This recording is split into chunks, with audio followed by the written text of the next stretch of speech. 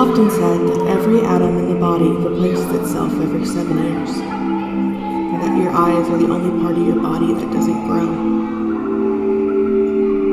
I often lay awake at night thinking to myself about that fact, that the eyes of a baby watching me so intently as I send him to sleep are simultaneously the same unchanging eyes that will stare at me as I pass into the great beyond one day.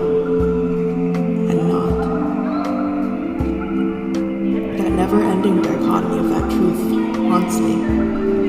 That we as people are simultaneously constantly changing and yet desperate to become immovable objects.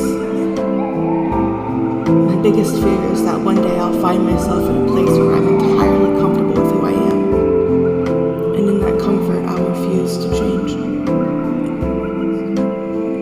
I often find myself whisked away to some far-off future where everything is settled. Future where I will have made it, where I'm happy and content. In that future, stability is a prison, because as it is, when there's nothing to drive you forward, there's no reason to continue on. You become stagnant and thus rot.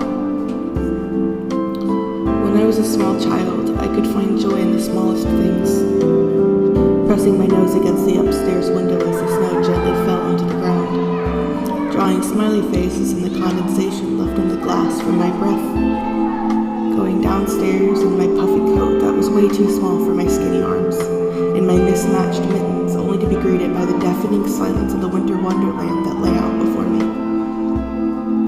We never got many snows like that. It was a rare and a beautiful occasion. I never will forget that euphoria I gained from the sensation of the snow against my bare ankles and the satisfying crunch of the untouched snow beneath my feet.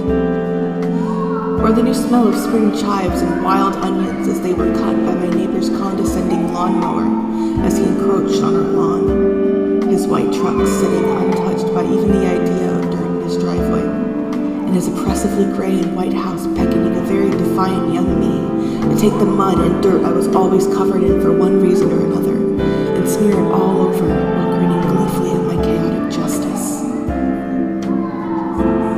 So why is it now that I struggle to find joy in the little things? Is it the curse of adulthood?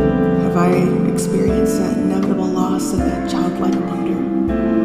Has the monotony of the day-to-day slowly chipped away at the walls I put around myself to protect what little I had left of my childhood that I hadn't thrown away in a wild attempt to forget the trauma I underwent? So my question is, if I'm really not at all the same person